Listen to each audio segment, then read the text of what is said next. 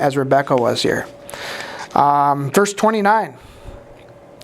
And Jacob sawed pottage, and Esau came from the field, and he was faint. And Esau said to Jacob, Feed me, I pray thee, with that same red pottage, for I am faint. Therefore was his name called Edom. And Jacob said, Sell me this day thy birthright. And Esau said, Behold, I am at the point to die, and what profit shall... Now check this out, look at his attitude. What profit shall this birthright do to me? Now this shows the shallowness of Esau. This birthright really didn't have a lot to do with the holder at that time, though they benefited greatly from it.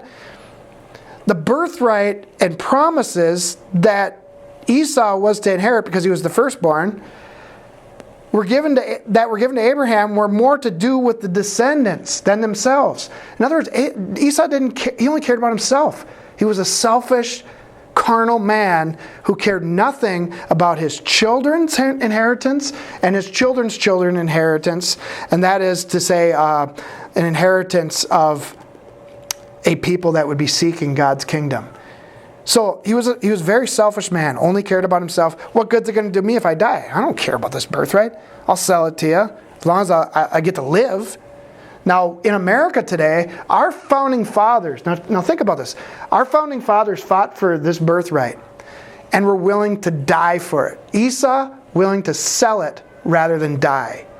Now that is the mentality we ought to have in America today. Whatever the left says to us, whatever things they try to persecute us with, I would rather die than sell my birthright to these vile, carnal, heathen bastards. Okay?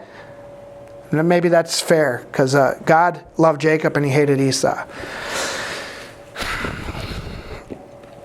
Anyways, where was I? 32. All right. So, I'll sum it up this way. We can apply this to our own lives. Is godly men just don't think in the short term. They strive their entire life to leave their children a godly inheritance and birthright. Now that doesn't just mean, okay, man, I'm really ashamed of myself if I can't pass on $1 million to my kids. That would be great. Abraham was able to do that. But the most important inheritance and birthright is to leave them with the truth, to leave them with the promises of God, to leave them with those as an inheritance. Okay. Let me see here. And when God chose Abraham, the reason he chose him in the first place and gave these blessings to him was because God said, I know Abraham, I know that he will teach his children and his children's children, and that would pass down the spiritual truth throughout generation to generation. All right, just a couple more minutes here. We're almost done. So I'll repeat this. Esau was equivalent to today's liberal Democrat. Someone who despises our birthright and the founding and the blessings that our founding fathers has left us with. They lack moral values. We're going to find Esau actually married 2 Canaanite women, which was strictly forbidden to do. He didn't care. He didn't care about marrying a heathen woman. And then to fix that, because his mom was unhappy with it, he went and married a daughter of Ishmael. Whereas Isaac went and married the right and proper woman of the proper line. So there's another example of Esau. He cared less about the heritage. All right. Now, I will say one more thing, actually. I think of this in terms of the liberals. How, we talk about how we should pass on an inheritance to our children. Conservatives, generally speaking, want to be responsible with our nation's finances.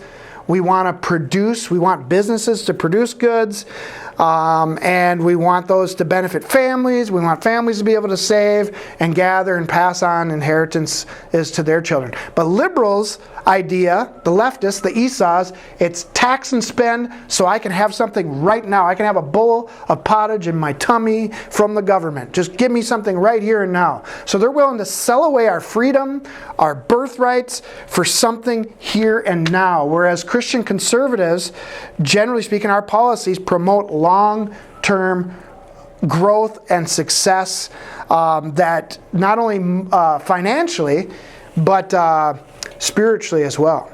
And I'm going to add one more thing in here. You look at our president today, President Donald Trump. What is the movement that he's trying to lead?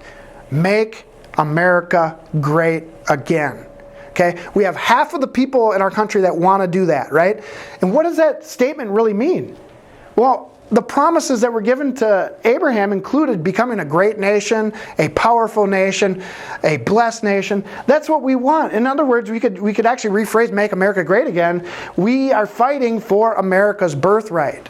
That's what that statement says. We want to keep our heritage, keep our culture, and keep our religion. Okay? We don't want to give it away frivolously. And then on the other side of the spectrum, you have the Esau's, the leftists, who hate everything that America was built upon. They say that the evil, everywhere you go, it's if you're a white guy and you're a Christian, no matter what you say, if you say anything from the Bible, you're a racist, you're a bigot, you're a hater, da da da da da. I mean, they totally despise our heritage.